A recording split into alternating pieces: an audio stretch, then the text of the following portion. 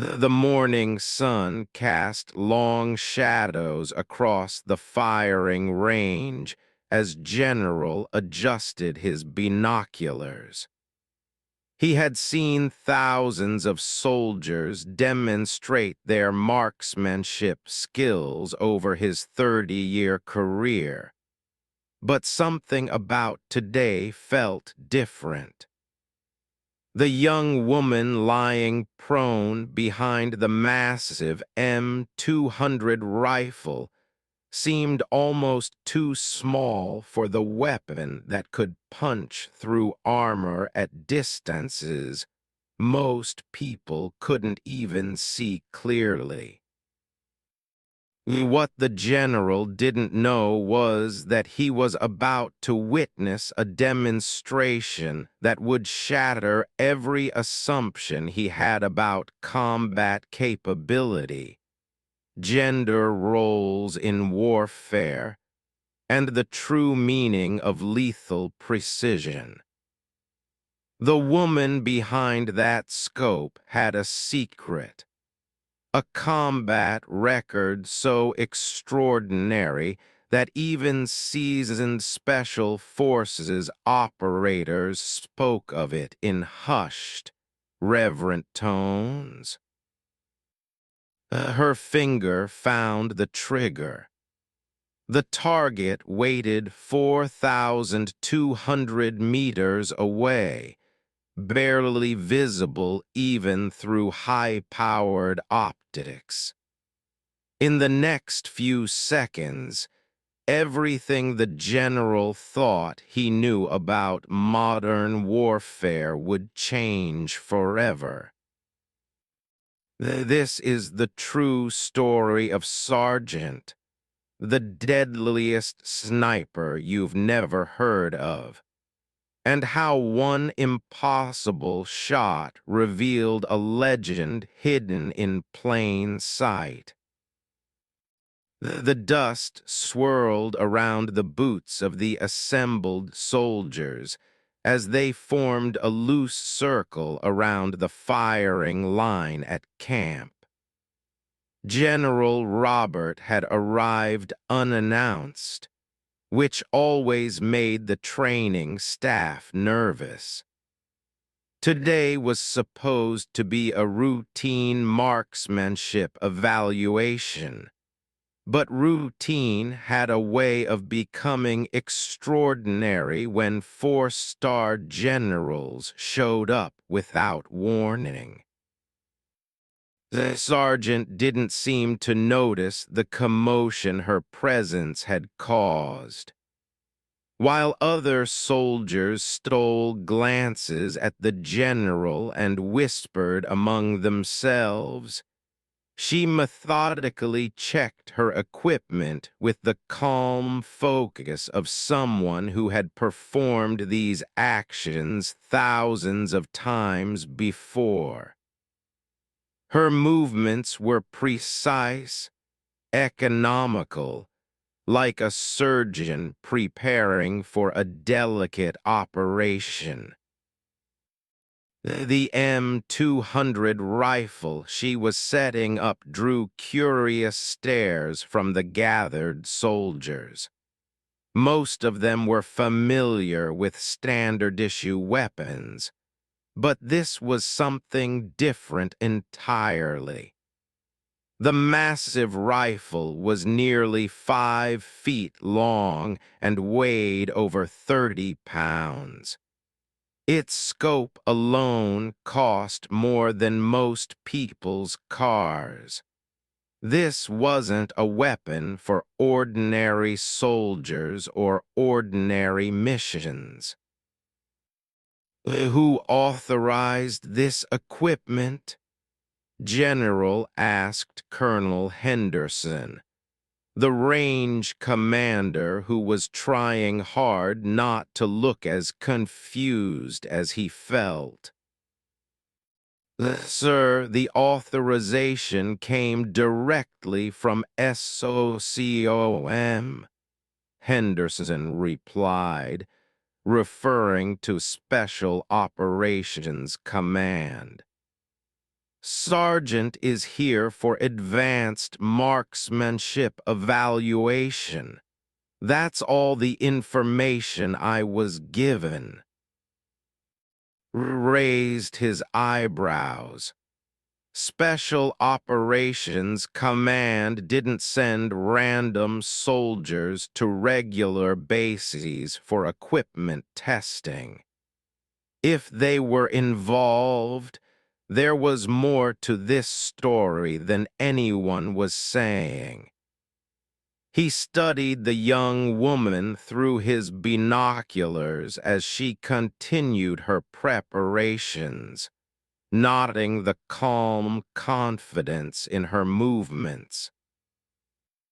It was not what most people pictured when they thought of a sniper. She stood barely 5 feet 4 inches tall and couldn't have weighed more than 130 pounds.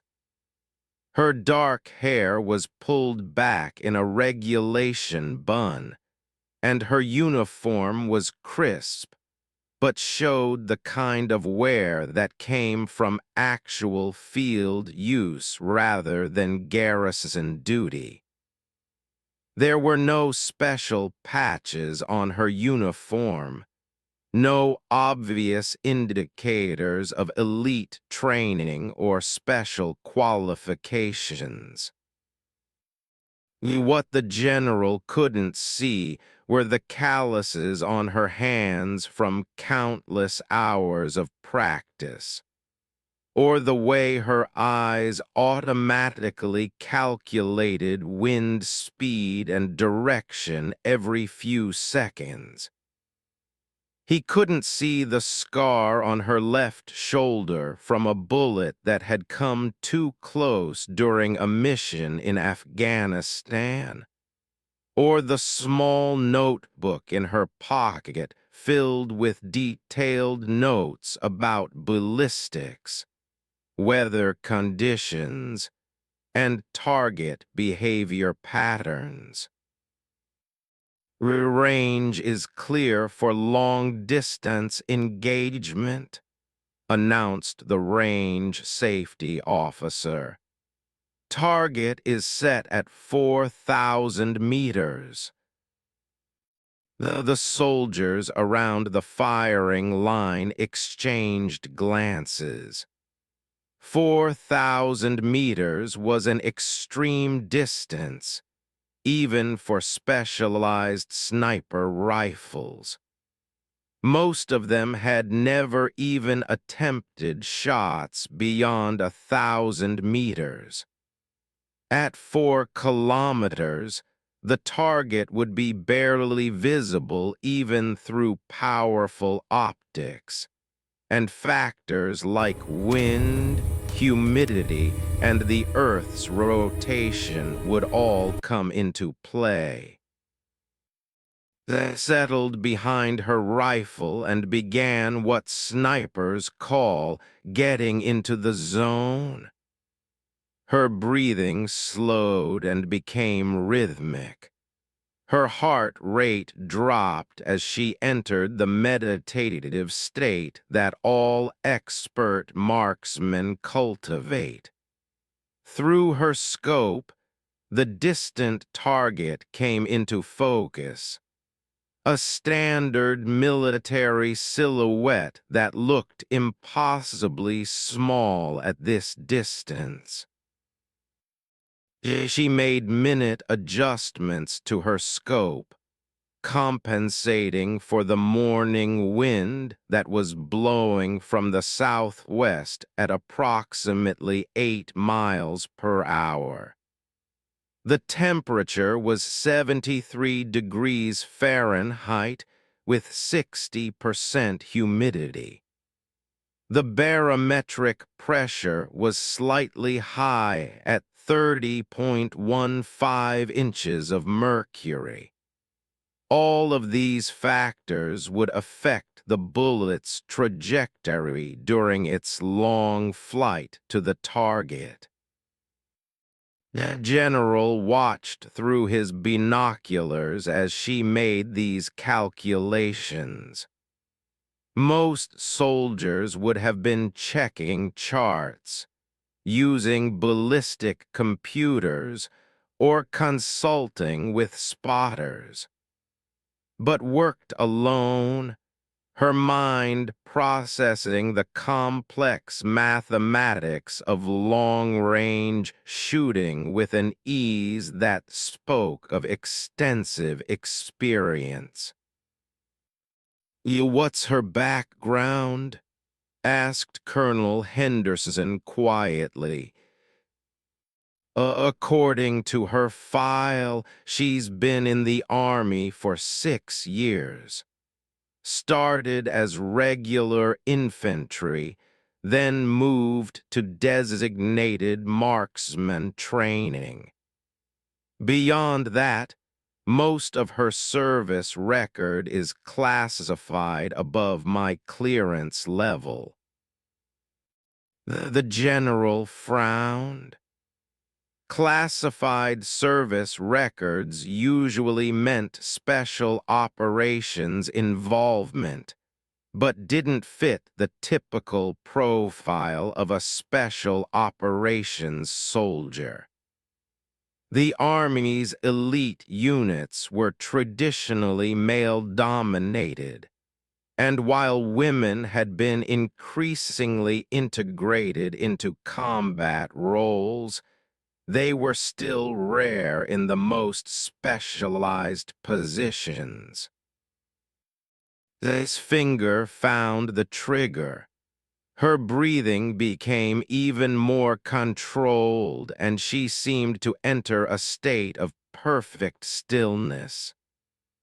The massive rifle, which had looked almost too big for her when she was setting it up, now seemed to be an extension of her body. Her eye was pressed to the scope, and her world had narrowed to include only herself, the rifle, and the distant target. The first shot cracked across the range like thunder. The M200 fired a .408 caliber bullet that left the muzzle at over 3,000 feet per second. Even at that incredible velocity, it would take several seconds for the bullet to reach the target at 4,000 meters.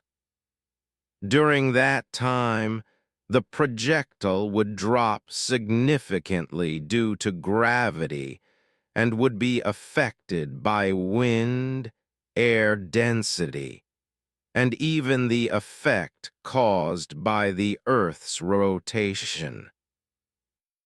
Through his binoculars, General watched the distant target. For what seemed like an eternity, nothing happened. Then, suddenly, the silhouette jerked as the bullet struck home. The soldiers around the firing line erupted in surprised cheers, but remained motionless behind her rifle, already preparing for the next shot. "A confirmed hit, Centaur Mass," announced the spotter through his radio. The excitement in his voice was evident even through the static. Colonel Henderson shook his head in amazement. "I've been running this range for 12 years, and I've never seen anyone make that shot on their first attempt. Hell, most snipers need several shots just to get on target at that distance." They fired again. This time, the general was watching more carefully, timing the bullet's flight. 4 seconds passed before the target shook again with another direct hit. She was making it look easy, but knew enough about long-range shooting to understand just how remarkable these shots were. The third shot followed 30 seconds later. Another hit. The fourth shot struck the target dead center. By the time fired her fifth and final round, a crowd had gathered behind the firing line. Word had spread quickly through the camp that something extraordinary was happening at the rifle range.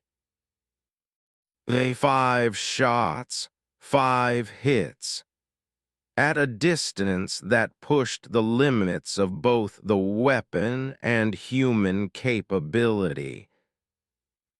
They finally looked up from her scope and began the ritual of making her rifle safe. She ejected the empty magazine, checked the chamber, and engaged the safety with the same methodical precision she had shown throughout the demonstration. Only then did she acknowledge the small crowd that had gathered to watch. The general approached her as she was packing her equipment. Up close, she looked even younger than he had initially thought. There was something in her eyes, though, that spoke of experiences far beyond her apparent age. They were the eyes of someone who had seen combat, who had been tested under the worst possible conditions and had emerged stronger. Outstanding shooting, Sergeant," the general said. "Where did you learn to handle a rifle like that?" Thank you, sir. I've had good instructors," replied simply. "The good instructors don't account for what I just witnessed. That was exceptional marksmanship, even by special operations standards. What unit are you with?" Hesitated for just a moment before answering. "I'm currently attached to the marksmanship training unit, sir. We're developing new training protocols for long-range engagement." It was a carefully crafted non-answer, and recognized it as such. The marksmanship training unit was indeed a real organization, but it was primarily composed of civilian contractors and retired military personnel who worked on weapon development and training curriculum. Active duty soldiers weren't typically attached to such units unless there were special circumstances. "Sergeant, I've been in the Army for 30 years, and I know evasive answers when I hear them. Your shooting today wasn't the result of training protocol development. That was combat-proven skill. Where did you really learn to shoot like that?" Looked directly at the general for the first time since their conversation began. In that moment, caught a glimpse of something that made him understand why her service record might be classified. There was a hardness in her expression, a weight that came from carrying responsibilities most soldiers never faced. With respect, sir, I think that's a question better answered by my commanding officer, said. Before could respond, a black SUV pulled up near the firing line. Two men in civilian clothes got out and walked directly toward where was standing. They moved with the purposeful stride of people who were accustomed to authority and didn't expect to be questioned. The sergeant, the taller of the two men, called out, "Time to go. We're wheels up in 30 minutes." Nodded and shouldered her rifle case. She turned back to General and saluted crisply. "By your leave, sir." Returned the salute, his mind racing with questions. As walked toward the SUV, he called out after her, "Sergeant, where are you headed?" She paused and looked back over her shoulder. For just a moment, her carefully controlled expression slipped, and saw something that looked like regret or perhaps resignation. "Back to work, sir," she said simply, then continued walking. The 3 days after the shooting demonstration at camp, General sat in his Pentagon office reviewing intelligence reports when his secure phone rang.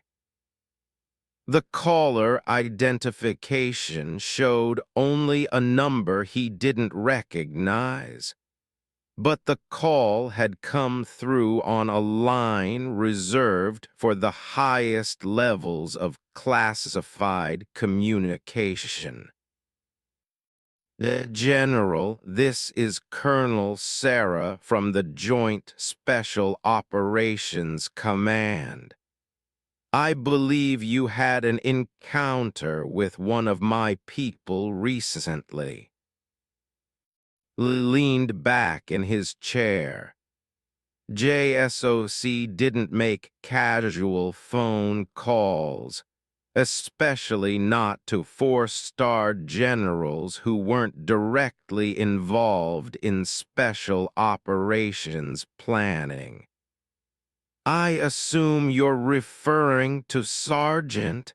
Impressive demonstration of marksmanship skills." "Well, what I'm about to tell you is classified at the highest levels," Colonel continued. "But given your position and security clearance, there are things you need to know about. Things that might help you understand why her shooting exhibition was arranged specifically for your observation."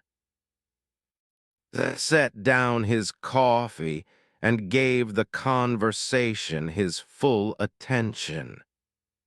When JSOC started talking about arranging demonstrations for specific observers, it usually meant they needed something that required high-level authorization or support. 3 years ago was deployed to Afghanistan as part of a highly classified counterterrorism operation. Began. She was embedded with a special operations team tasked with eliminating high-value targets in the mountainous regions along the Pakistani border.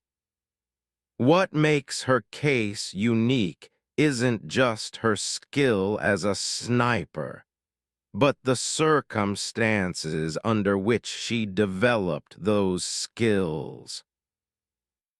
I pulled out a notepad. This was clearly more than a courtesy call about an impressive shooting demonstration. It didn't start as a sniper general. She was a medic attached to a forward operating base in Helmand Province. Her unit came under attack during a mission to evacuate wounded soldiers from a remote outpost. The team's designated marksman was killed early in the engagement and picked up his rifle out of necessity. The colonel paused and could hear papers rustling in the background. What happened next is why service record is classified above most people's clearance levels. During a 6-hour firefight, she eliminated 17 enemy combatants at distances ranging from 400 to 1,500 meters. She had no formal sniper training at that point, just basic marksmanship skills, and whatever she could remember from watching the team's designated marksman work. Wrote down the numbers. 17 kills, 6 hours, no formal training. Even for experienced snipers, those were remarkable statistics. For a medic with basic training, they were almost impossible to believe. After that engagement, was immediately transferred to advanced sniper training.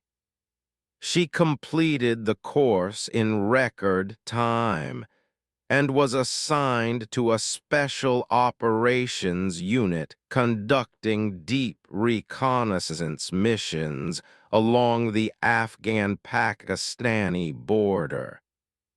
That's where she really developed her skills. That colonel's voice took on a different tone, more serious and carefully measured. Over the next 18 months, conducted 47 missions as a sniper and intelligence gatherer. Her confirmed kill count reached 138 enemy combatants, including several high-value targets that other units had been unable to eliminate.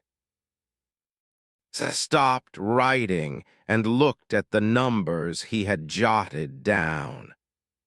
138 confirmed kills was an extraordinary number for any sniper, let alone someone who had started as a medic just 2 years earlier. Most military snipers considered themselves accomplished if they achieved a dozen confirmed kills during an entire deployment.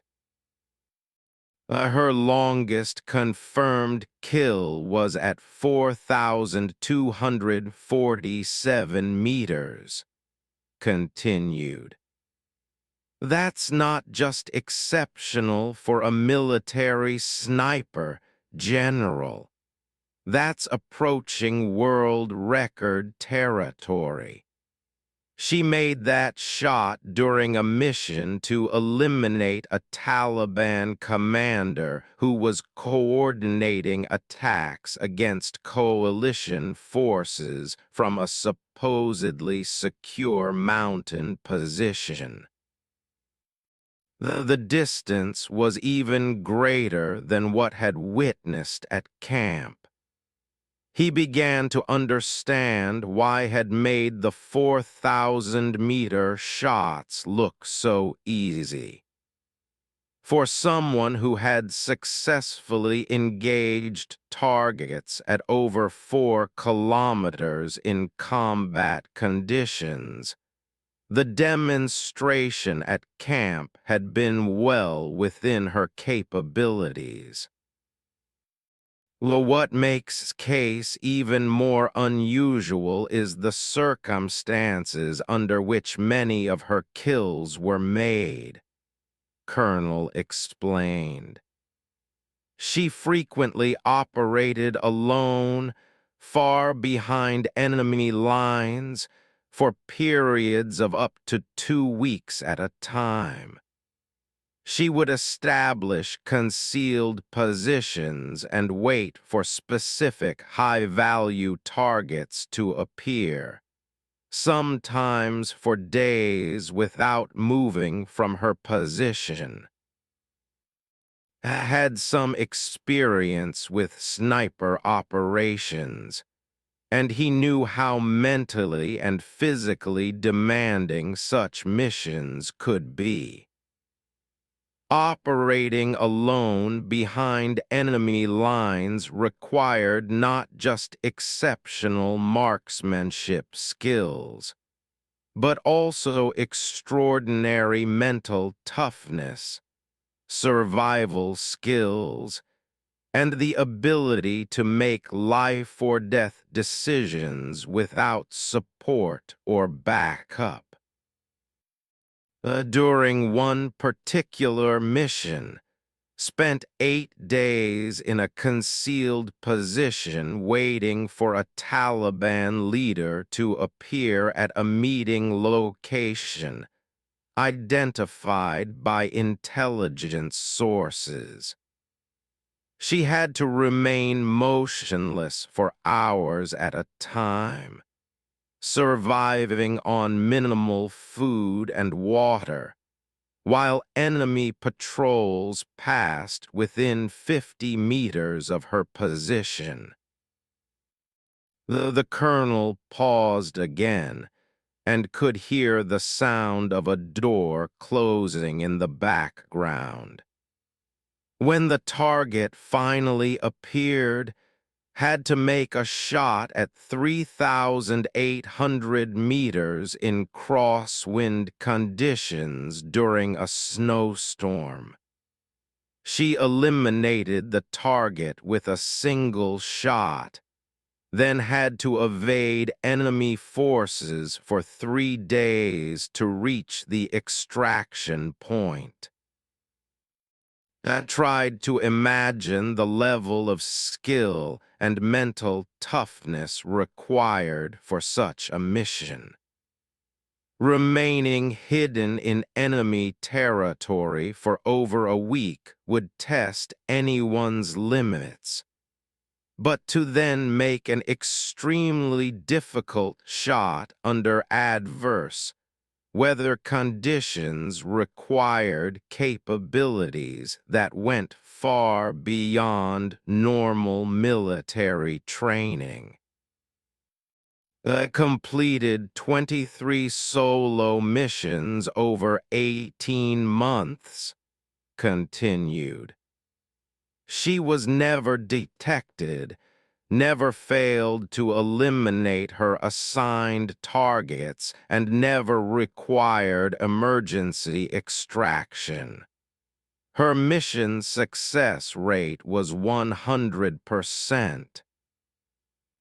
The numbers were starting to paint a picture of someone whose capabilities exceeded anything had encountered in his 3 decades of military service. A 100% mission success rate for solo operations behind enemy lines was virtually unheard of, especially for missions involving long-range target elimination. "Why are you telling me this, Colonel?" asked. This record is obviously exceptional, but I'm not currently involved in special operations planning or sniper training programs. Because we have a problem, General, and we think might be part of the solution.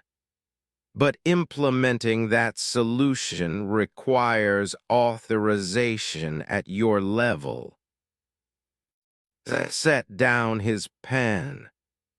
When JSOC needed authorization at the four-star general level, the problem was usually significant and the solution potentially controversial.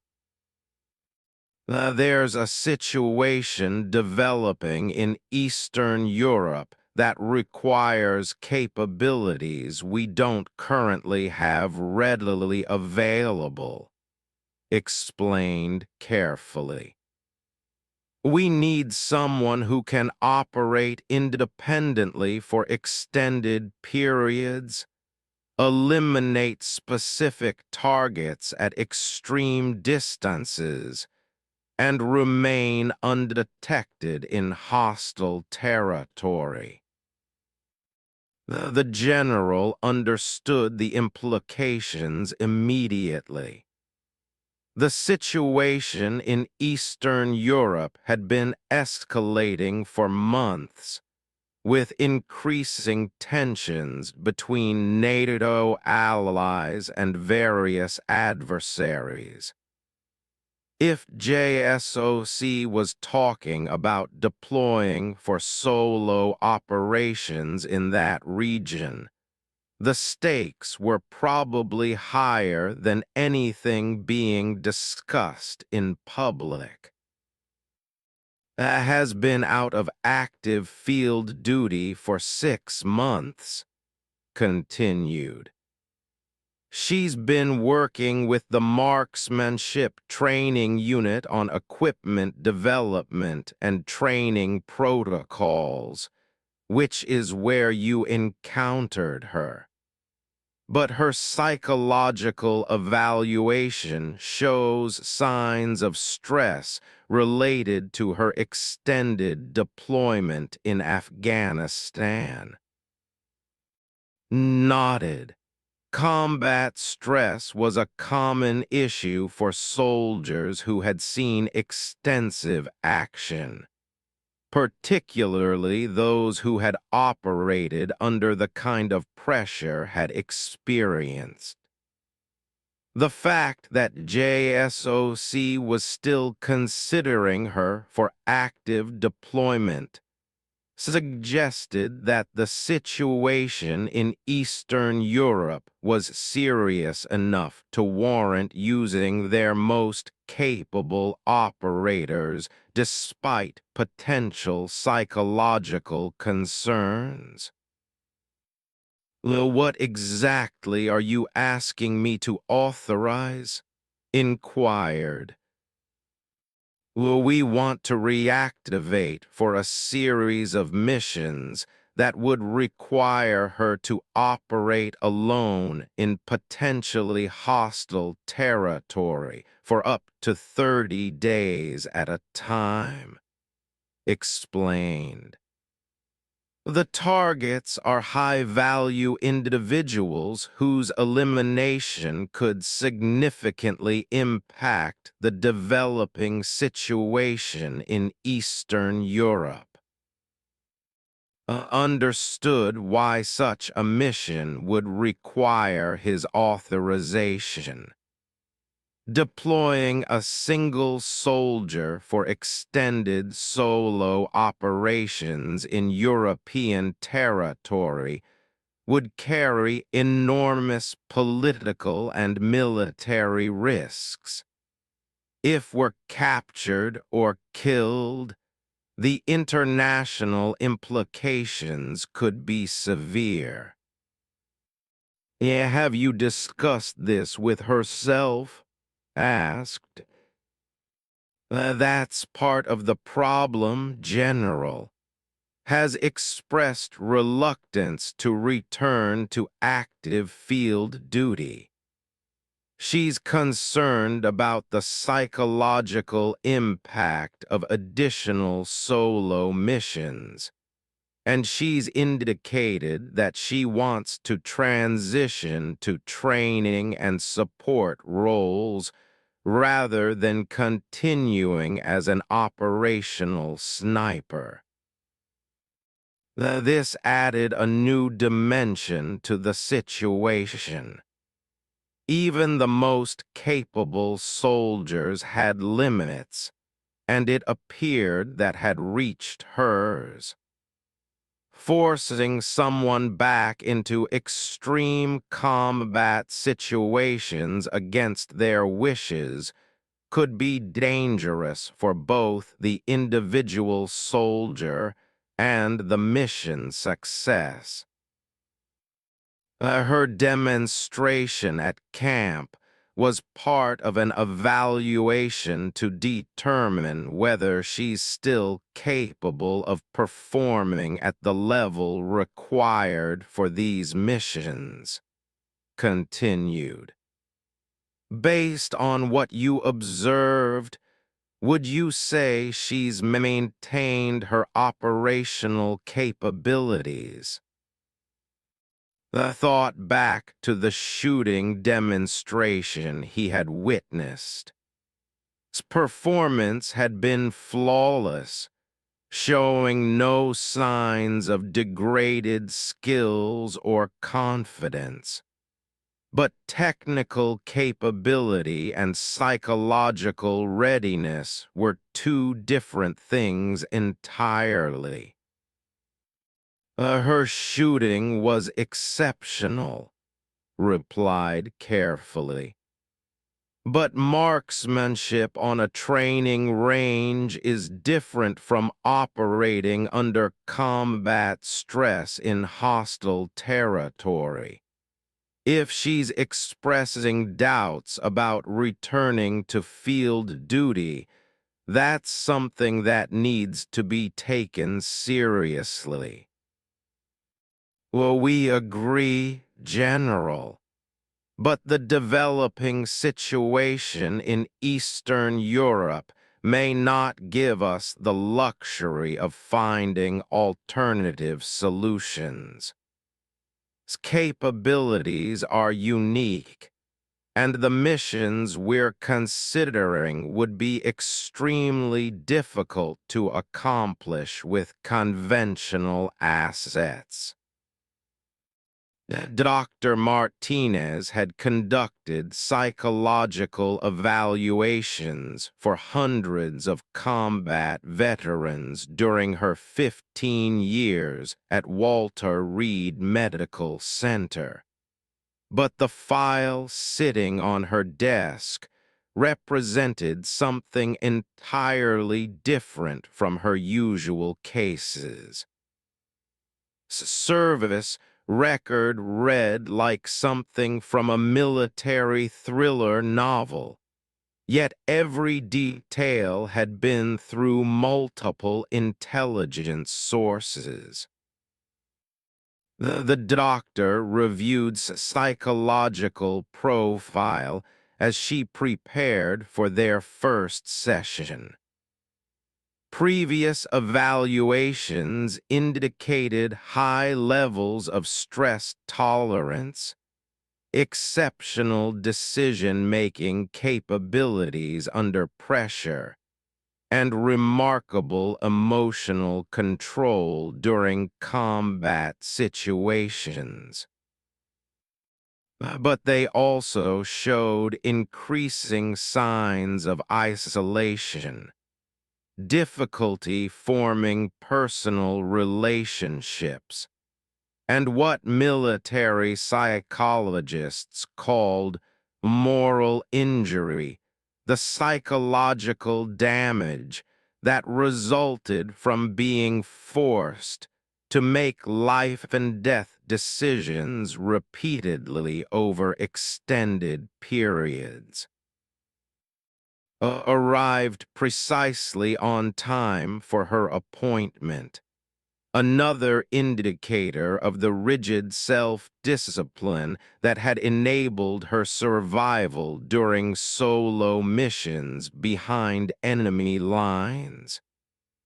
She wore civilian clothes, but carried herself with the unmistakable bearing of a professional soldier.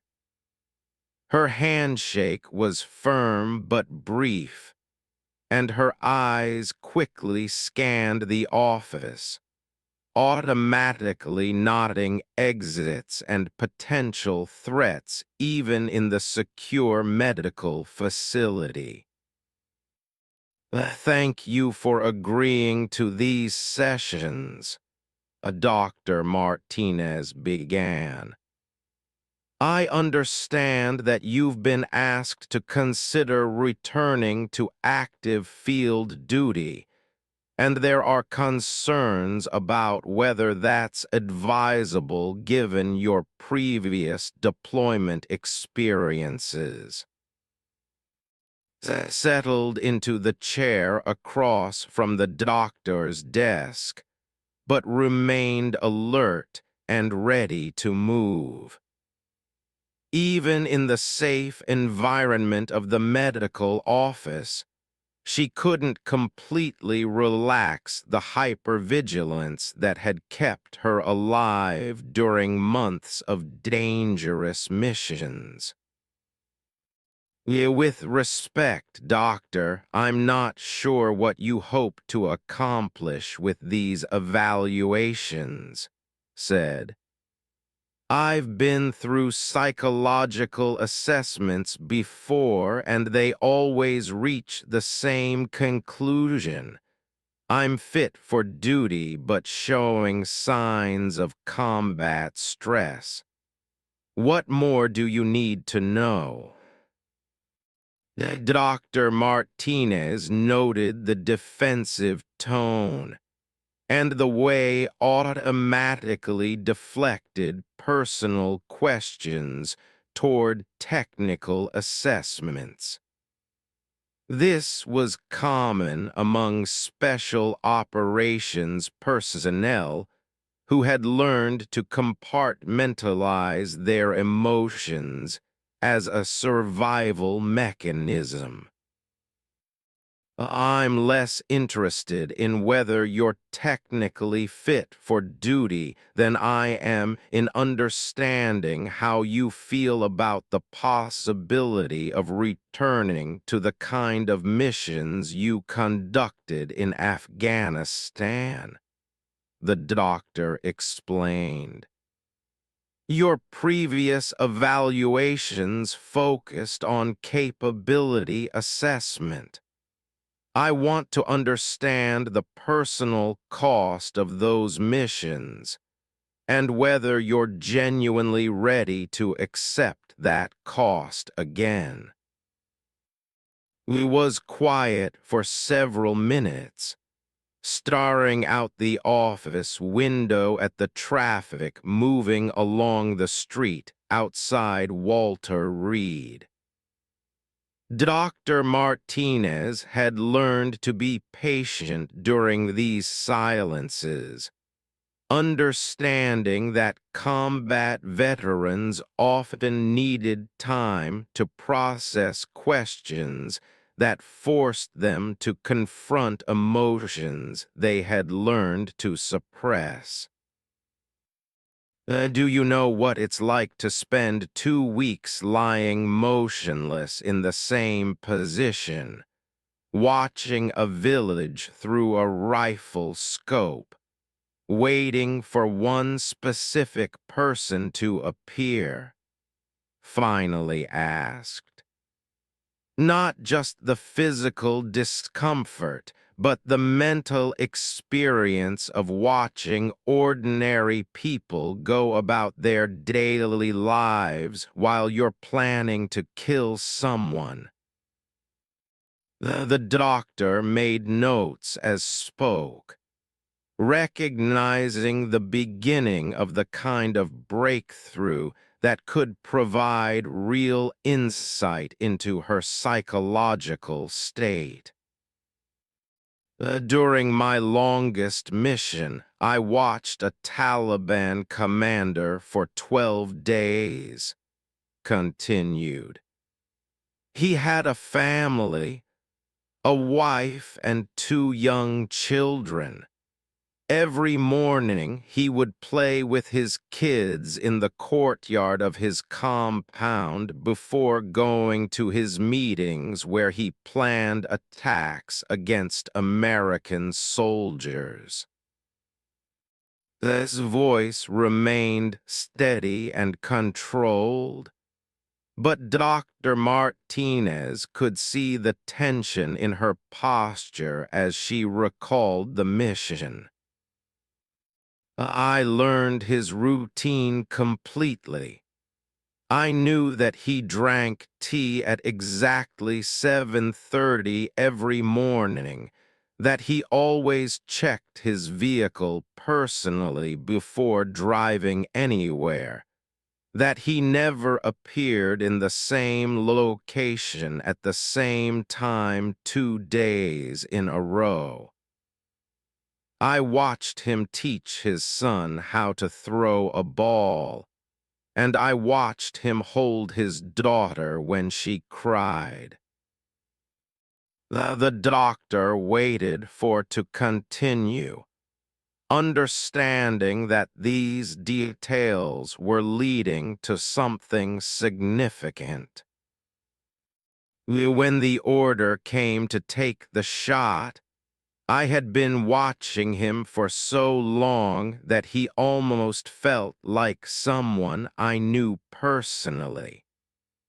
But I also knew that intelligence reports showed he was responsible for coordinating attacks that had killed dozens of coalition soldiers and Afghan civilians.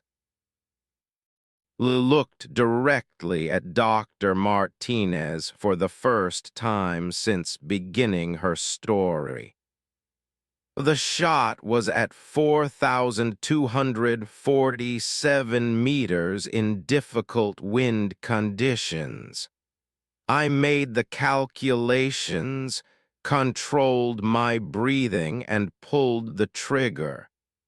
1 second he was there, and the next second he was gone. His wife found his body 30 minutes later. The clinical details of the shot contrasted sharply with the emotional weight of description of watching the target's family life. Dr. Martinez recognized this as a classic example of the moral injury that affected many combat veterans who had been forced to make such decisions. How did you process that experience emotionally? The doctor asked. I didn't, replied simply. You can't afford to process emotions during missions like that. You do what needs to be done, and you deal with the consequences later. The problem is that after 47 missions and 138 confirmed kills, later starts to accumulate. Dr. Martinez understood the psychological mechanism was describing. Combat soldiers often used emotional suppression as a survival strategy during active operations. But that suppressed emotional content didn't disappear. It accumulated over time and could eventually overwhelm even the strongest psychological defenses. Tell me about your experience after returning from Afghanistan, Dr. Martinez requested. She shifted in her chair and for the first time showed signs of real discomfort with the direction of the conversation. The transition was difficult.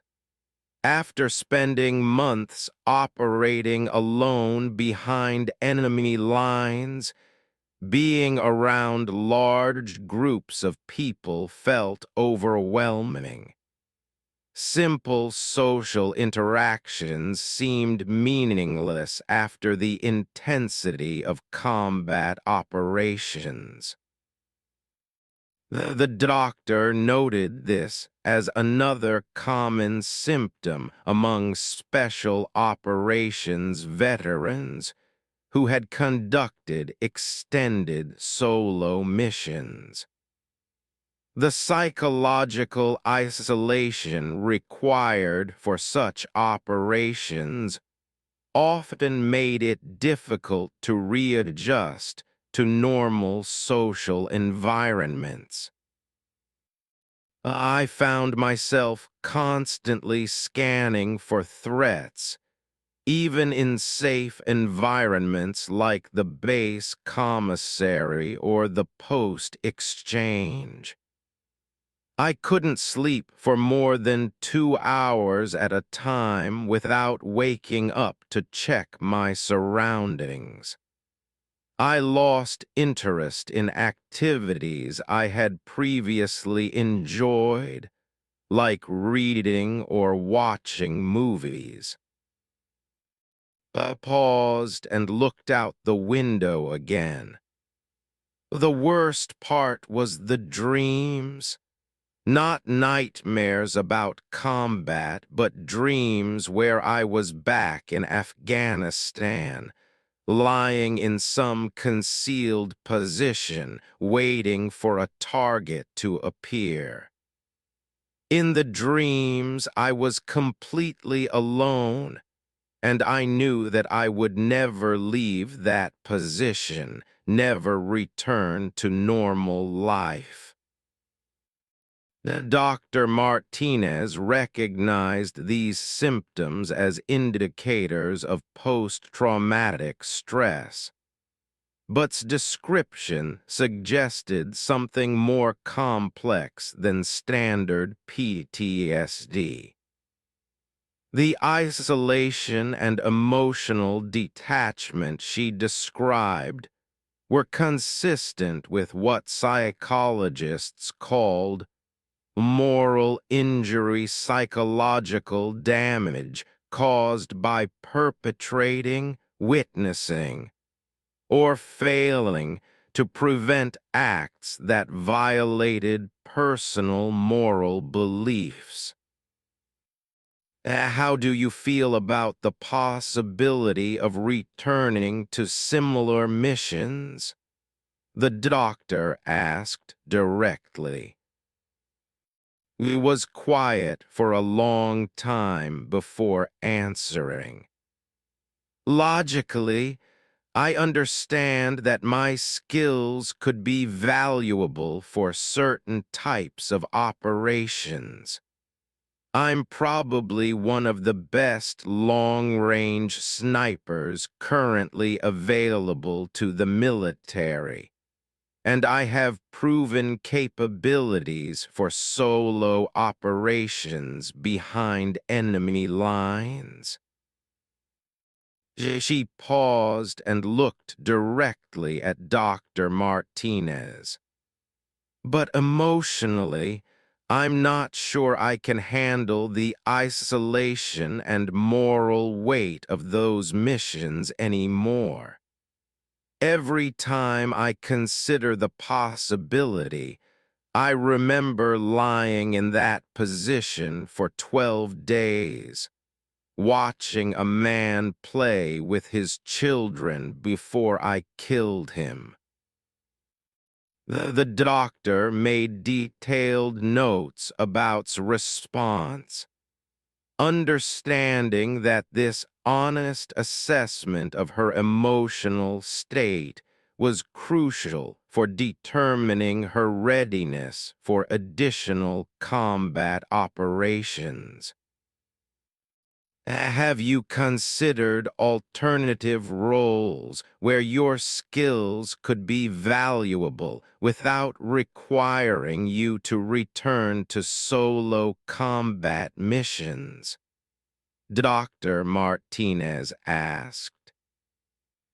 I've been working with the Marksmanship Training Unit, developing new training protocols and testing equipment, replied. It's meaningful work, and it allows me to contribute to military effectiveness without the psychological costs of active combat operations. The doctor noted the relief in his voice when she discussed her training responsibilities. This suggested that she found purpose and satisfaction in supporting other soldiers without having to bear the emotional burden of direct combat action herself. There's also something else to consider, continued. The skills I developed in Afghanistan came at a significant personal cost. I'm not the same person I was before those deployments. I've lost the ability to form close personal relationships, and I'm not sure that's something I can ever recover. General Secure Briefing Room in the Pentagon had hosted thousands of classified meetings over the years, but few had involved decisions as complex as the one he faced regarding. The walls were lined with maps showing global military operations, and the conference table was surrounded by senior officers from various branches of the military and intelligence services. Colonel Sarah from JSOC sat at the far end of the table with a stack of classified folders containing the mission details that had prompted potential redeployment. Across from her sat Dr. Martinez, who had completed her psychological evaluation and was prepared to present her findings. General occupied the head of the table, reviewing the various reports and assessments that would inform his decision. Let's begin with Dr. Martinez's psychological evaluation, said, opening the session. I want to understand current mental state before we discuss the operational requirements that might necessitate her return to active duty. Dr. Martinez opened her folder and referred to her detailed notes from the previous week's sessions with Sergeant demonstrates exceptional psychological resilience and maintains high levels of technical. However, she also shows clear signs of moral injury and combat-related stress that have significantly impacted her personal life and emotional well-being. The doctor continued with her clinical assessment. has developed psychological defense mechanisms that enabled her to survive 47 solo missions behind enemy lines. But those same mechanisms have created emotional barriers that affect her ability to form personal relationships and find meaning in activities outside of military service. A colonel leaned forward in her chair. Does your evaluation indicate that she's unfit for duty, Doctor? Not unfit for duty in the traditional sense, Dr. Martinez replied carefully.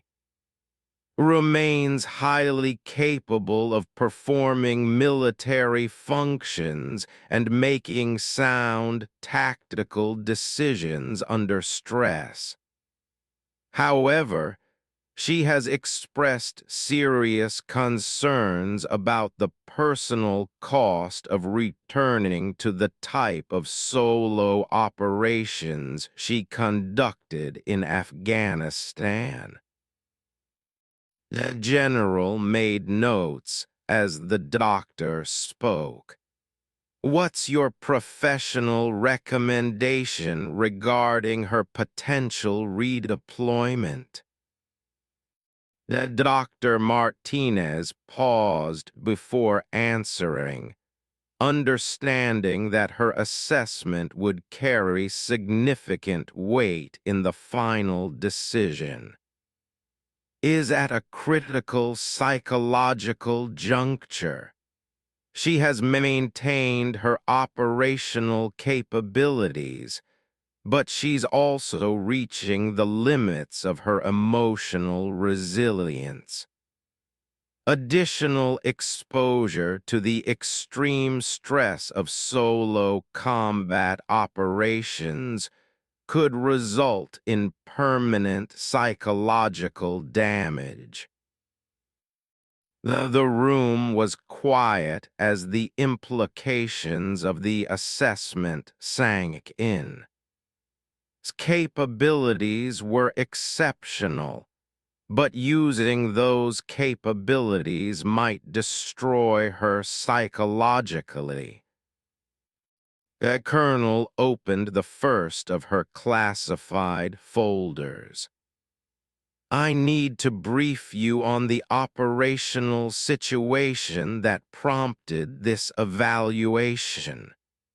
3 months ago, intelligence sources identified a network of high-value targets operating in Eastern Europe who are coordinating activities that threaten NATO allies and regional stability.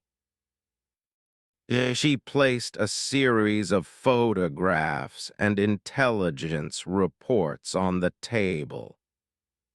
These individuals are extremely security conscious and operate from locations that make conventional military operations impossible, without risking significant civilian casualties or international incidents.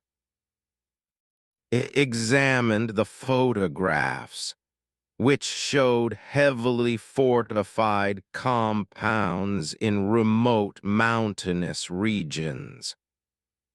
The targets were clearly sophisticated adversaries who had learned from previous military operations and adapted their security accordingly.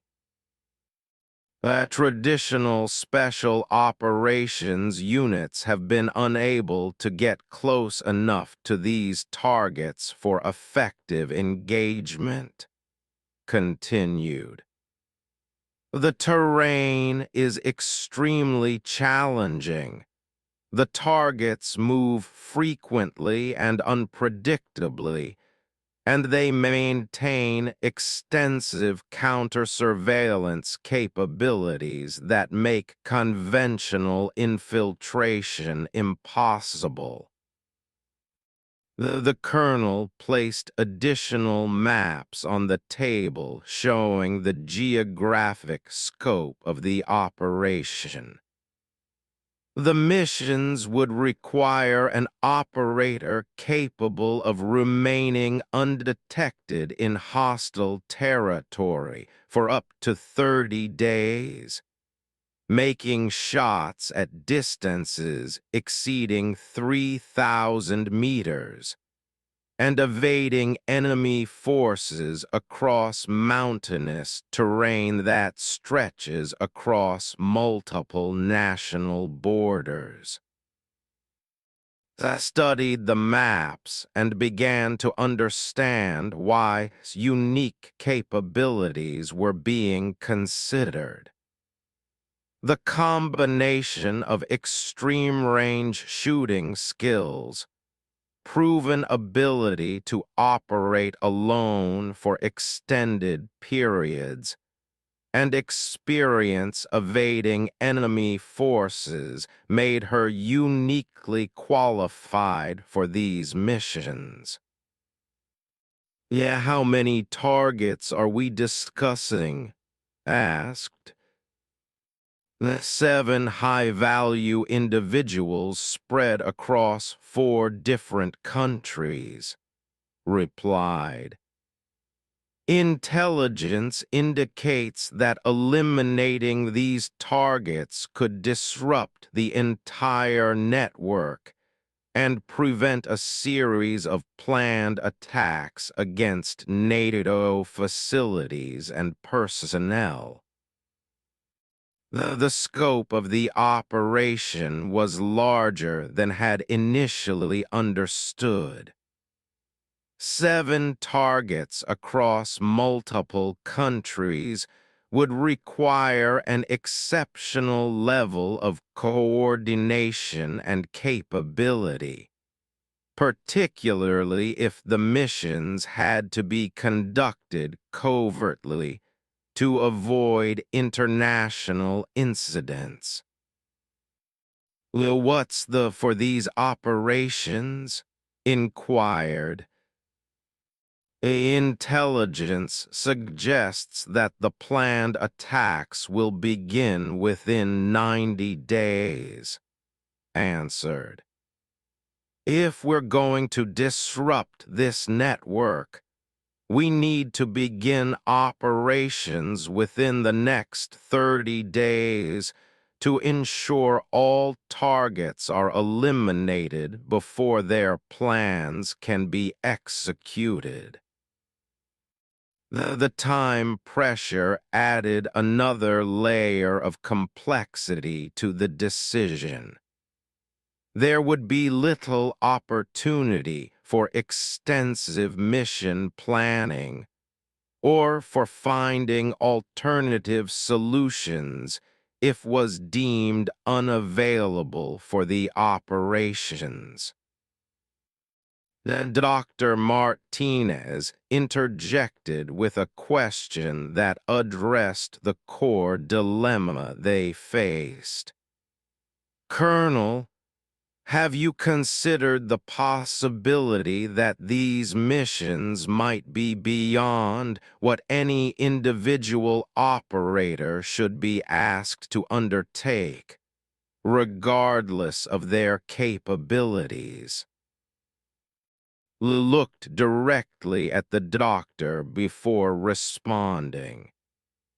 Dr. Martinez, I understand your concerns about psychological well-being, but the intelligence community estimates that the planned attacks could result in hundreds of casualties among NATO personnel and civilian populations.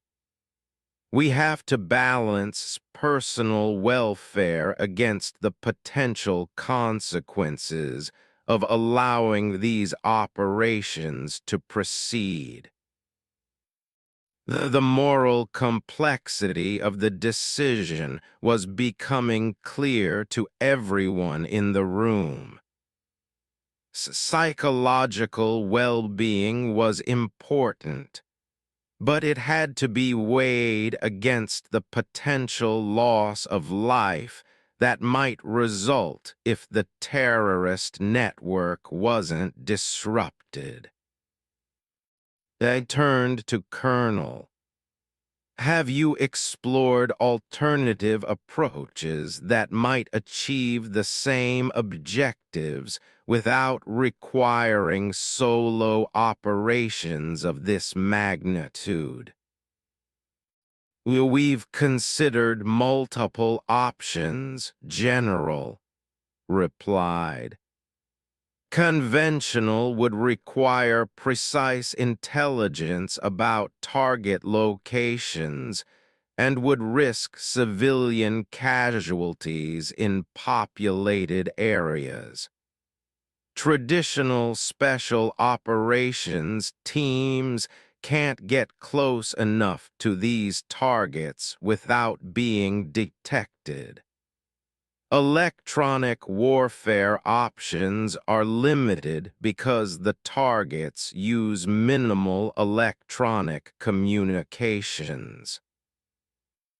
She paused before continuing. These capabilities represent our best option for eliminating these targets without causing collateral damage or creating international incidents. But I understand the ethical concerns about asking her to undertake missions of this scope, given her psychological state.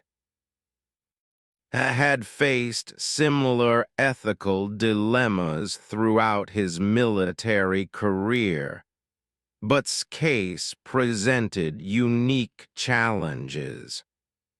Her capabilities were exceptional, but those capabilities had come at a significant personal cost that was already affecting her quality of life. I want to speak with directly before making any decisions, announced. She deserves to be fully informed about the operational requirements and to have her concerns addressed directly by the decision-making authority. A colonel nodded. Is available for consultation, General. However, I should note that she has already expressed reluctance to return to solo combat operations. I'm aware of her concerns, replied.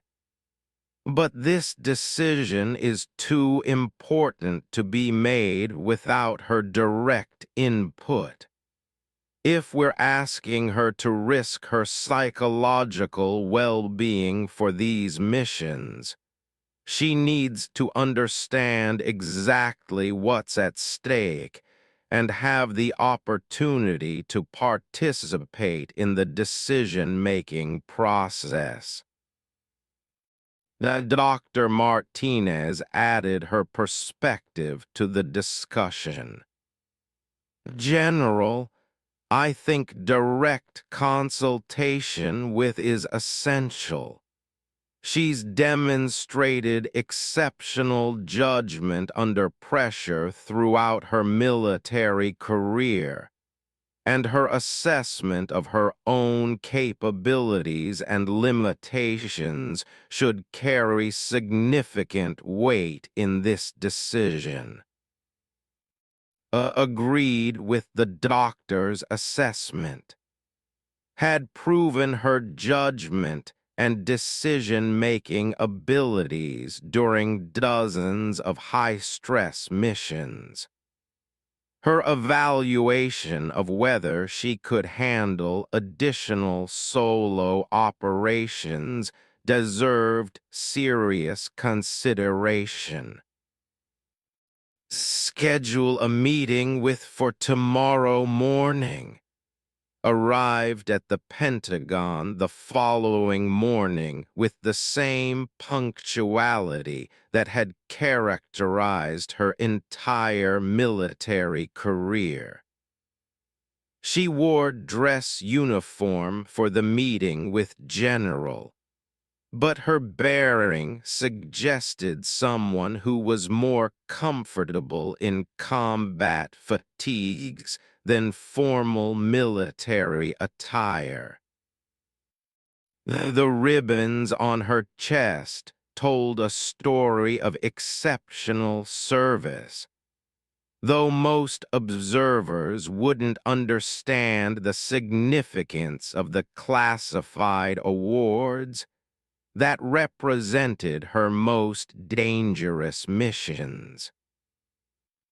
The general's office overlooked the Potomac River, with walls lined with photographs from his 3 decades of military service. Took note of the strategic maps and secure communication equipment that indicated this was an office where important decisions were made daily. She sat across from the general's desk with the same alert posture she had maintained during the psychological evaluation, ready to respond to whatever questions or decisions might emerge from the meeting. Sergeant, thank you for agreeing to this consultation, General began. I want you to understand that what we discussed today will directly influence decisions about your future military assignments. Your input is crucial, and your assessment of your own capabilities and limitations will carry significant weight in my final decision.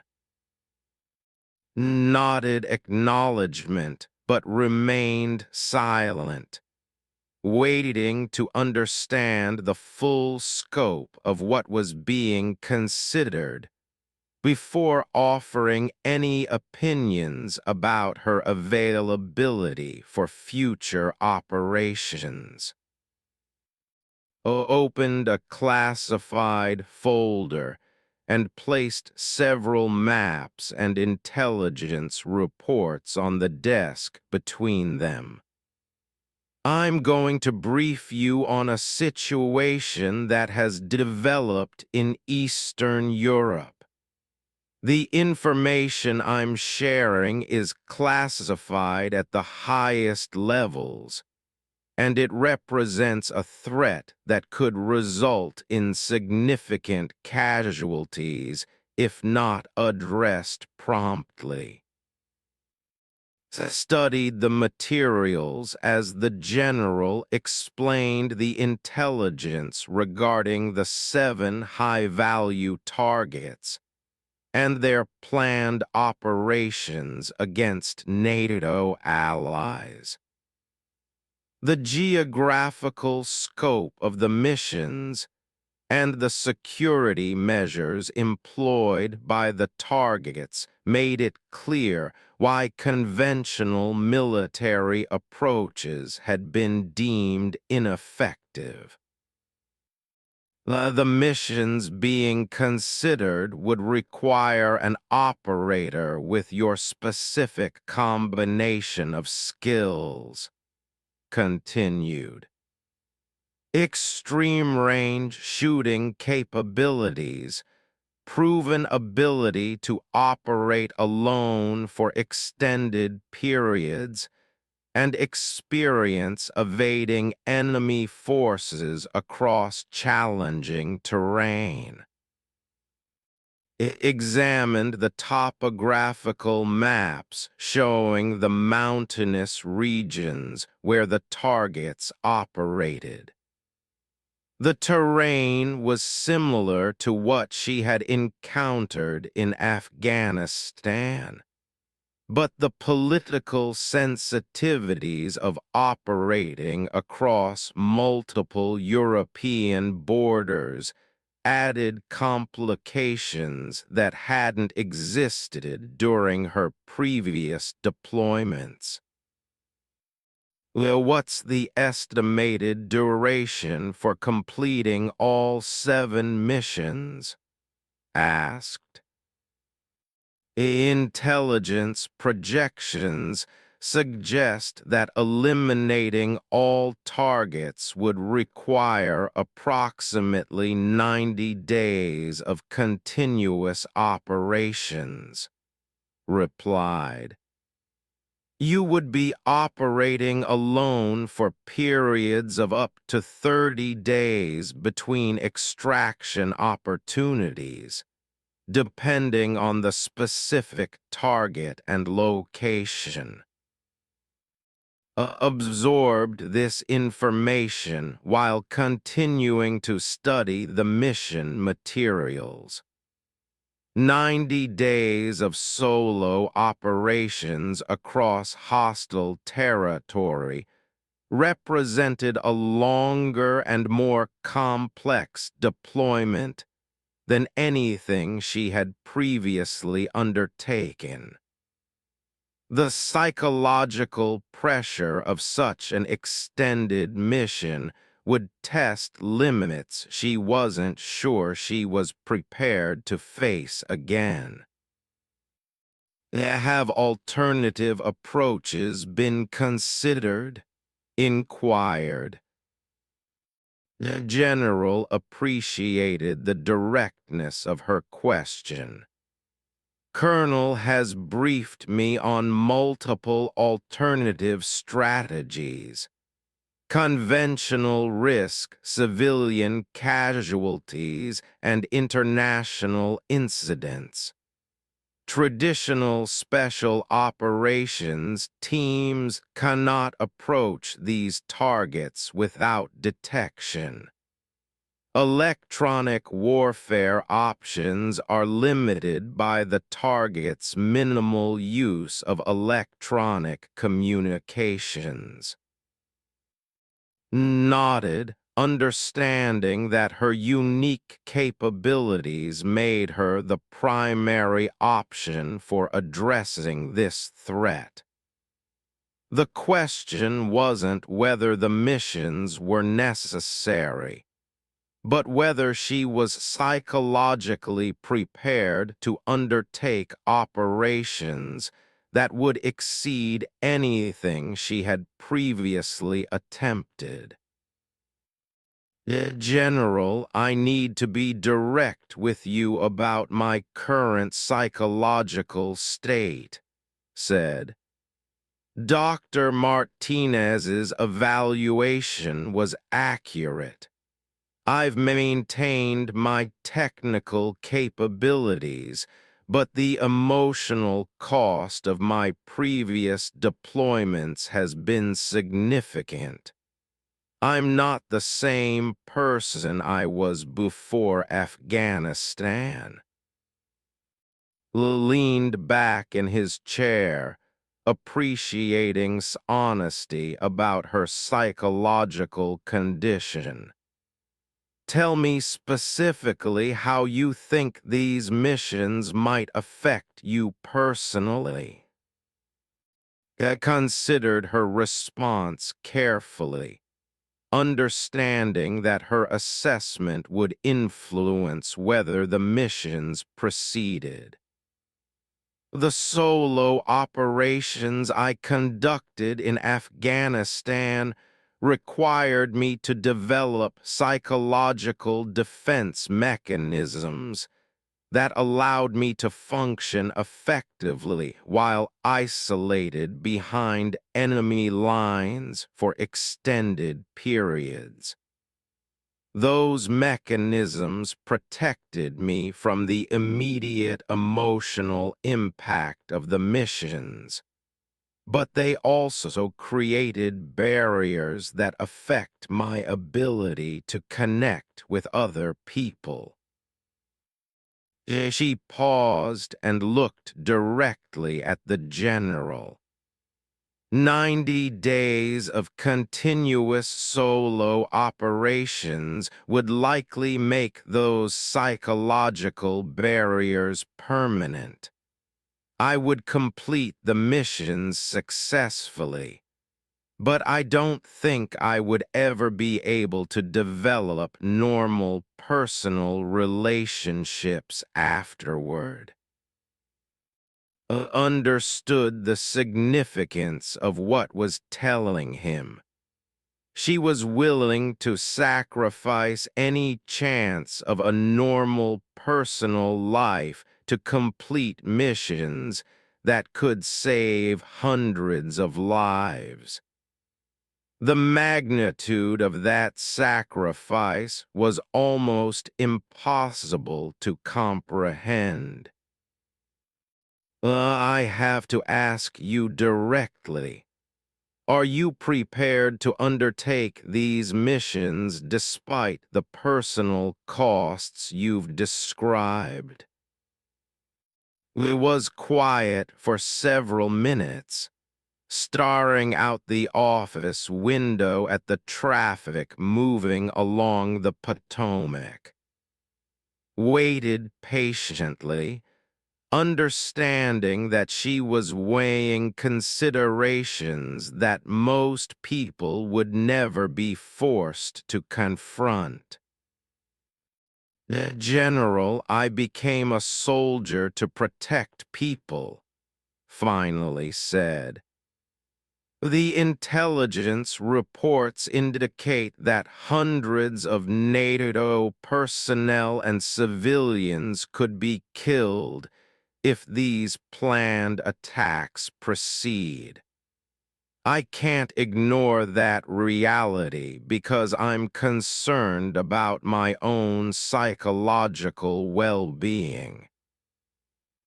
She turned back to face directly.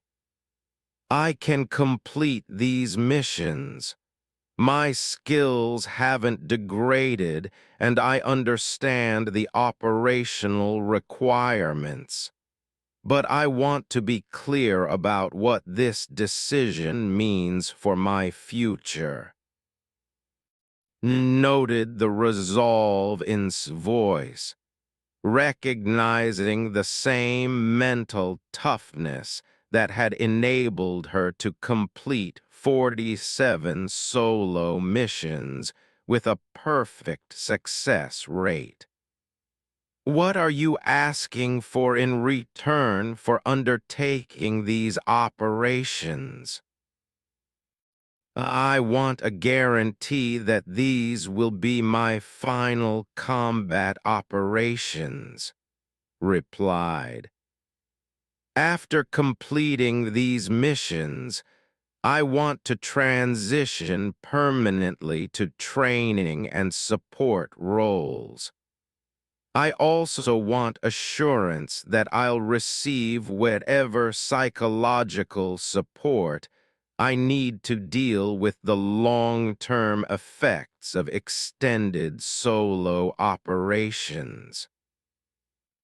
The general considered conditions. They seemed reasonable given the magnitude of what was being asked of her. Guaranteeing her transition out of combat operations after these missions would provide her with a clear endpoint and the prospect of eventually building a more normal life. I can authorize those conditions, agreed. These would be your final combat operations, and you would have access to whatever psychological support services you need for as long as necessary. Nodded, seemingly satisfied with the terms being offered. Then I accept the mission, General. I understand the risks, and I'm prepared to complete the operations successfully. I felt a mixture of relief and regret at acceptance.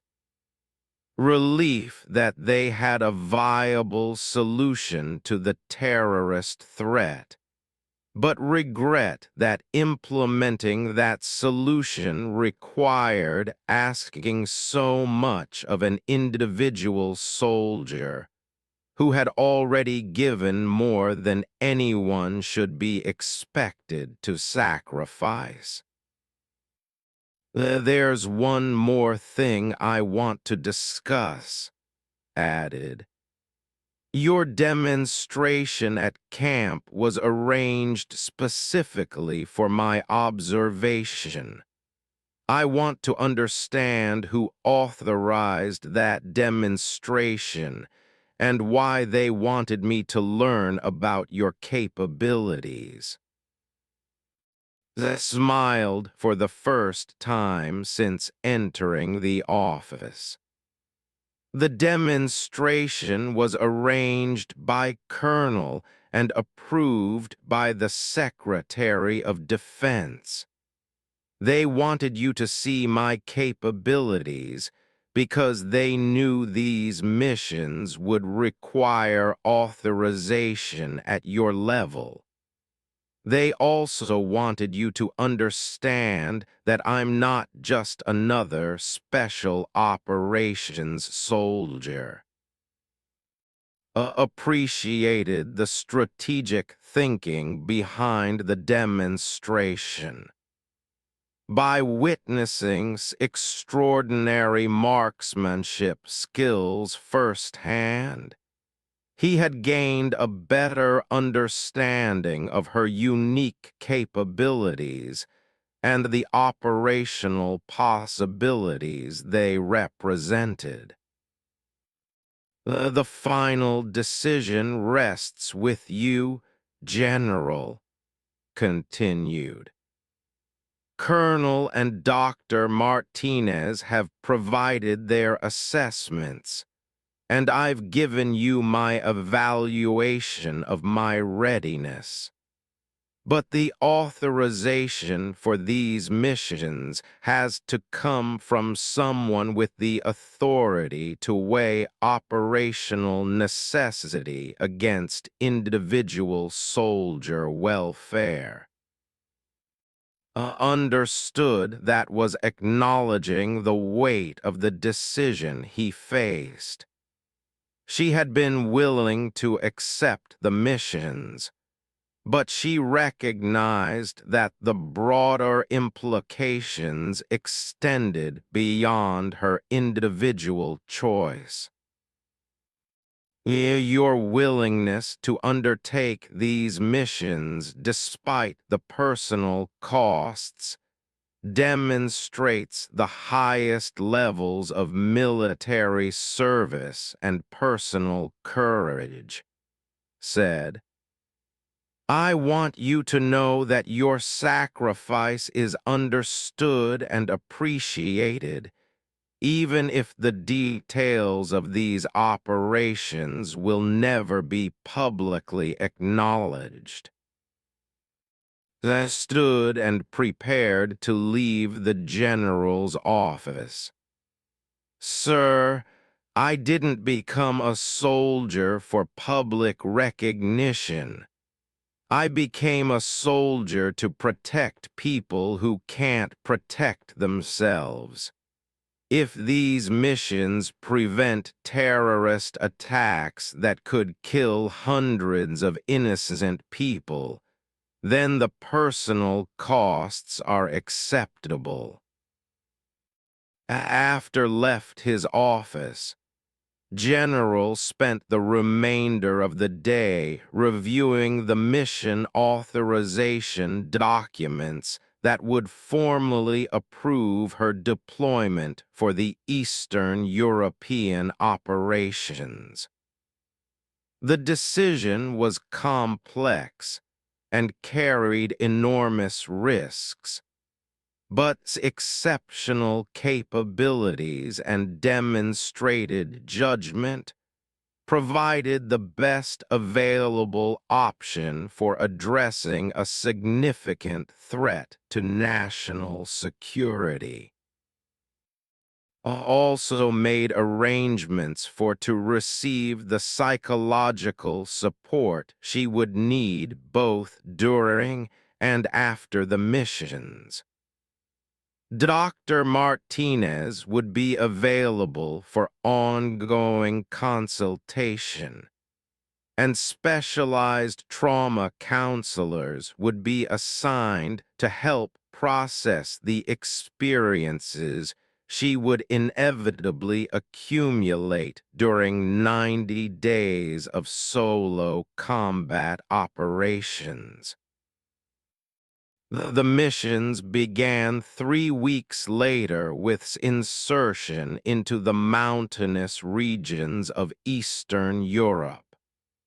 Over the following 90 days, she successfully eliminated all 7 high-value targets with the same precision and professionalism she had demonstrated throughout her military career.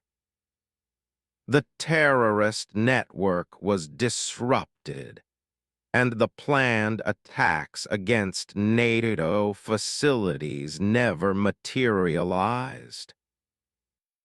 This final mission was completed on a cold morning in late autumn, with a shot that eliminated the last remaining target at a distance of 4,180 meters through challenging wind conditions. True to her record, all 7 missions were completed successfully without detection or compromise. Following her return from Eastern Europe, transitioned to her new role with the Marksmanship Training Unit, where she focused on developing training protocols and sharing her expertise with the next generation of military snipers.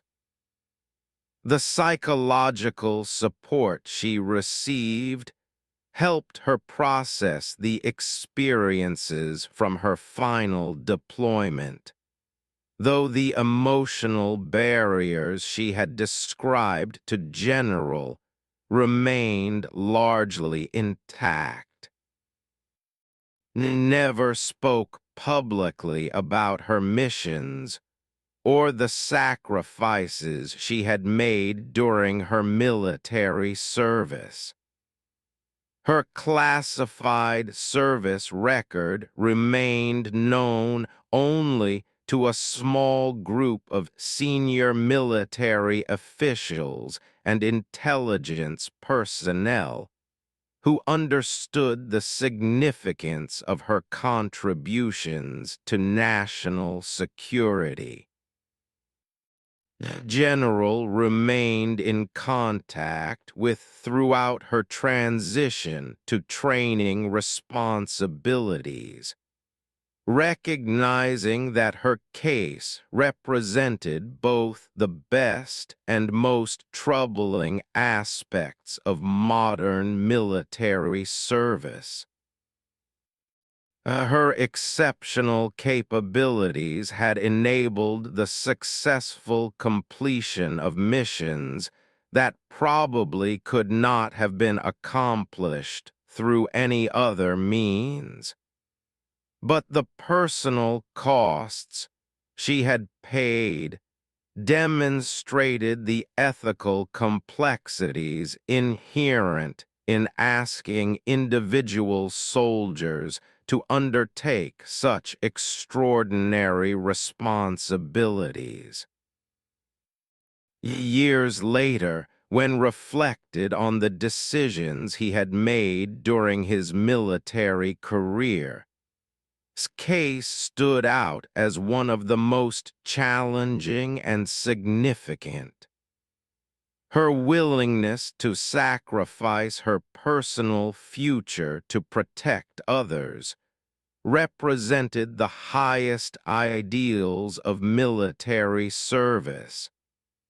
But it also highlighted the difficult balance between operational necessity and individual soldier welfare that characterized modern special operations.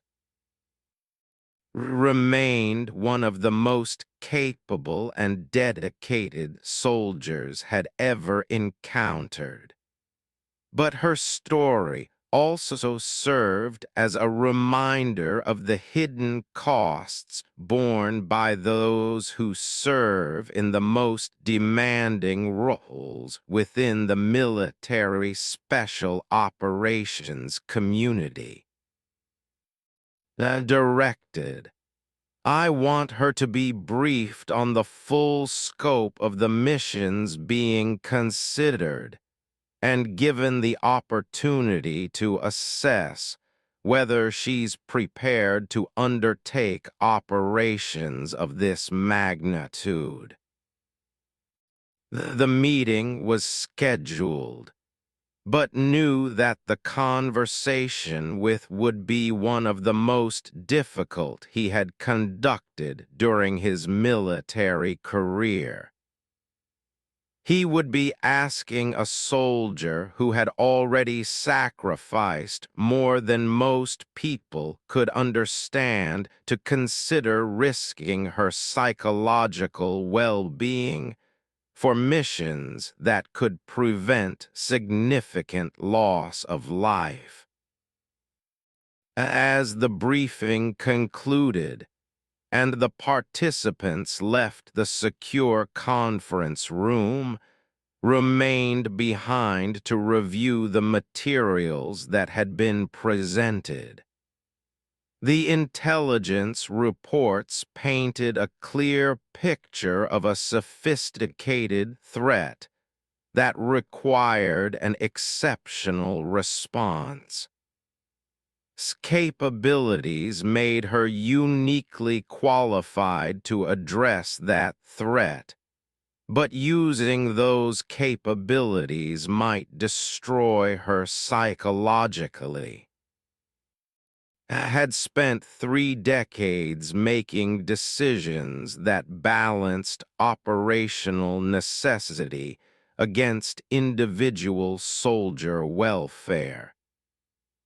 Case represented the most complex version of that dilemma he had ever encountered.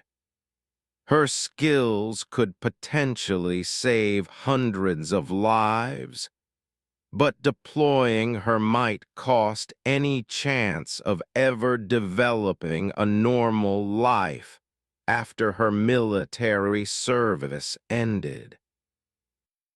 The general spent the remainder of the afternoon reviewing complete service record, trying to understand the full scope of what she had already endured during her deployments in Afghanistan. The details of her solo missions revealed a level of psychological pressure that few soldiers had ever experienced. She had operated alone behind enemy lines for months, making life and death decisions without support or backup, carrying the weight of knowing that any mistake could result in capture, torture, or death.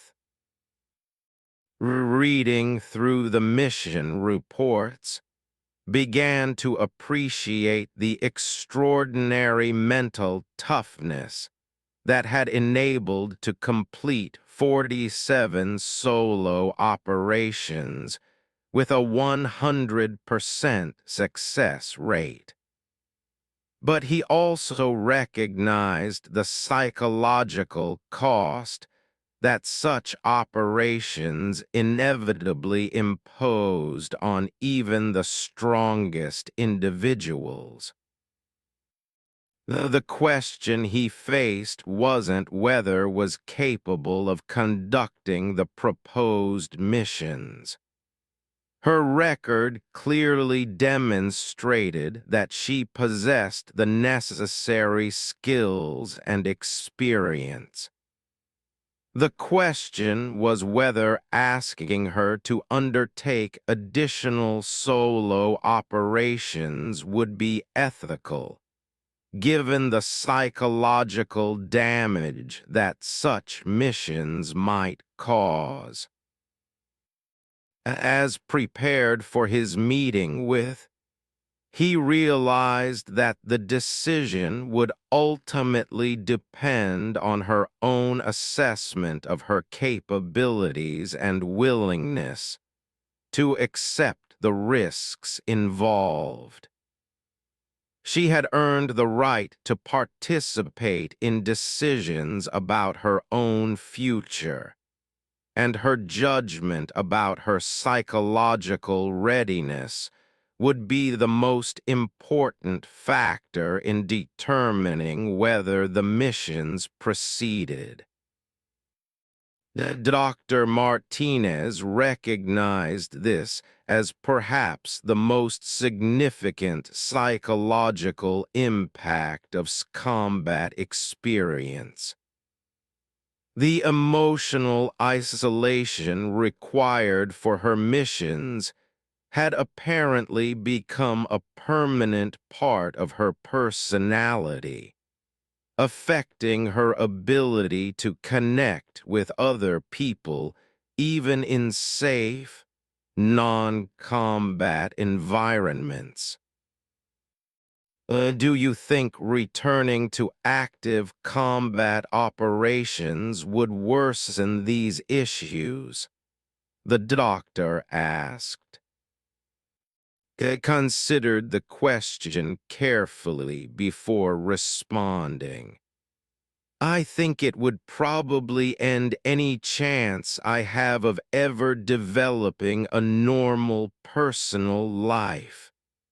The psychological defenses I developed for combat operations aren't something I can turn on and off at will. They're part of who I am now, and more combat would likely make them permanent. The assessment session continued for another hour, with Dr. Martinez exploring various aspects of psychological state and her feelings about potential future deployments. By the end of the session, the doctor had a clear understanding of both exceptional capabilities and the significant psychological costs she had already paid for developing those capabilities. This case represented a classic dilemma in military psychology. She possessed skills that could be crucial for certain types of operations, but using those skills required exposing her to psychological risks that could cause permanent damage to her emotional well-being and future life prospects. As left the office, Dr. Martinez began preparing her report for General. The evaluation had revealed a soldier of exceptional capability, who had already sacrificed more than most people would ever understand in service to her country. The question now was whether asking for additional sacrifices would be justified by the operational necessity of whatever missions were being considered.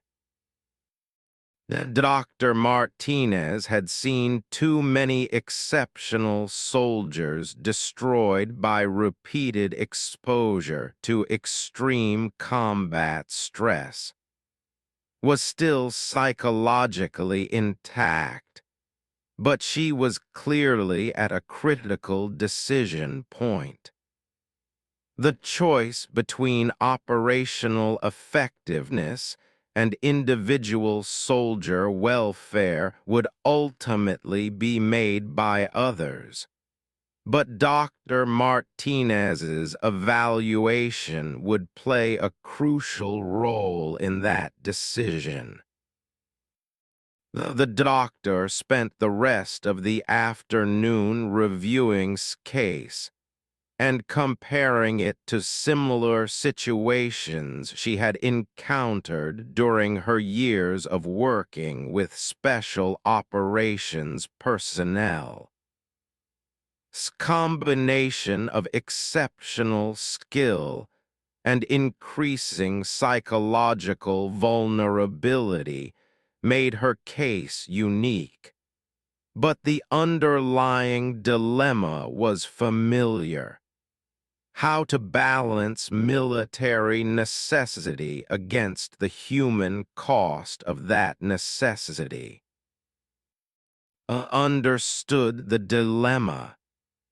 Military commanders frequently faced situations where operational necessity conflicted with individual soldier welfare.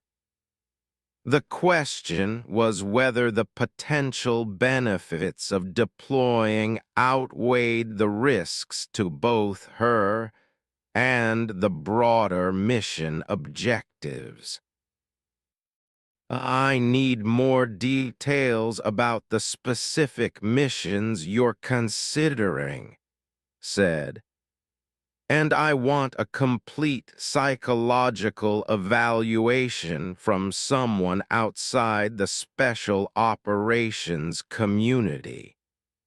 If we're going to ask to return to extended solo operations, I want to be confident that she's genuinely ready for that level of responsibility. Understood, General. I'll have the mission briefings delivered to your office within 24 hours.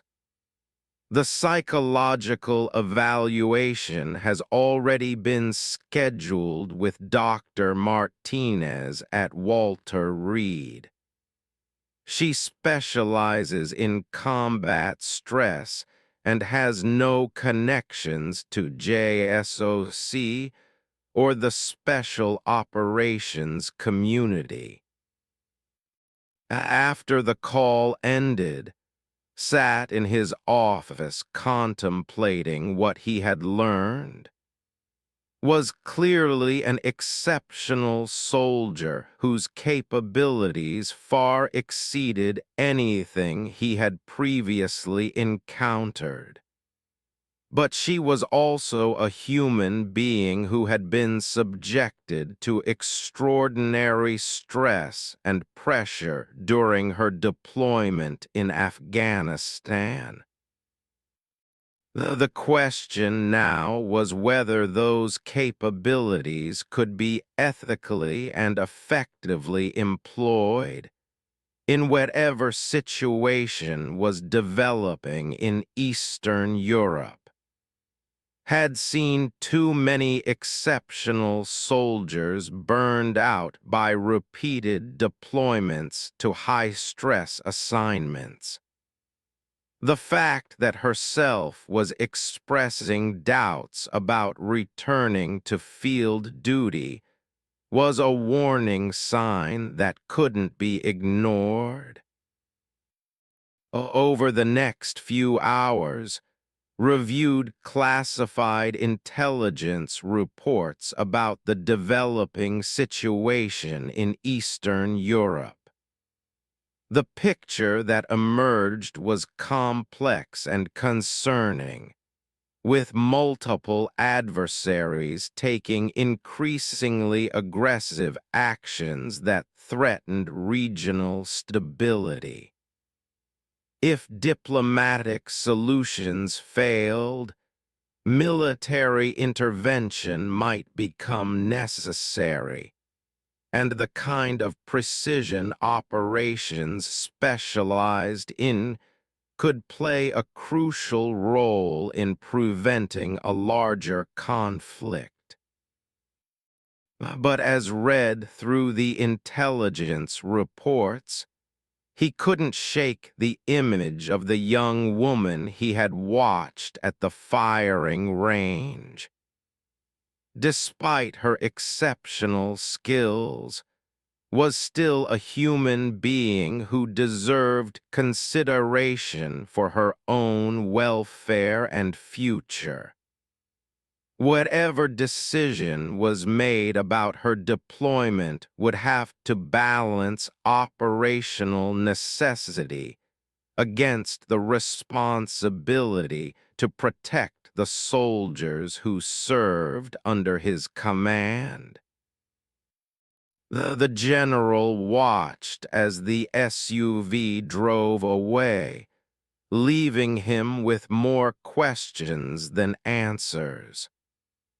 Colonel Henderson approached with a tablet in his hands, having retrieved the detailed results from the day's shooting. Sir, I've never seen anything like this," Henderson said, showing the data. 5 shots at 4,000 meters with a group size of less than 6 inches. The average military sniper would consider himself lucky to hit the target even once at that distance. I studied the numbers, but his mind was elsewhere. The demonstration he had just witnessed wasn't about training protocol development or equipment testing. That had been a combat-proven sniper showing just a fraction of her capabilities. The question was why she had been brought here to demonstrate those skills, and more importantly, what kind of missions had given her the experience to develop them. As the crowd around the firing line began to disperse, made a mental note to make some phone calls when he got back to his office. There was more to Sargent than anyone was saying, and something told him that her story was worth knowing. What the general didn't realize was that he had just witnessed a carefully orchestrated demonstration. Appearance at camp wasn't random, and her shooting exhibition wasn't about testing equipment or developing training protocols. Someone very high up the chain of command wanted General to see exactly what could do, and more importantly, they wanted him to start asking the right questions. In his 30 years of military service, had learned to recognize when he was being maneuvered. Someone was setting him up to discover real story, and given the level of security clearance and special operations involvement that seemed to surround her, that story was likely to be both classified and extraordinary.